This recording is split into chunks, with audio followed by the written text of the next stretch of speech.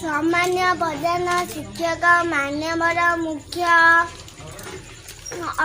अतिथि वृंद शिक्षक शिक्षयित्री वृंद अभिभावक एवं मोर सान बड़ भाई भौणी मैंने सर्वप्रथम मुझे स्वाधीनता दिवस शुभेच्छा जनाऊँगी।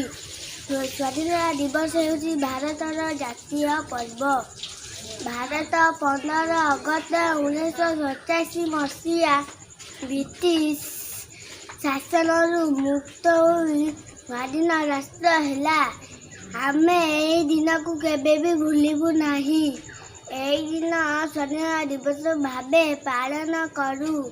यही दिन पालन करी आमे देश पाई लड़ुवा महान नेता को मने पकाऊ थाऊ। जातीय पताका और जातीय संगीत स्लोगान करी मुझे मोर वक्तव्य शेष कर से जो मुझे कहीदेला से काटिदेनी काटी मास्टर।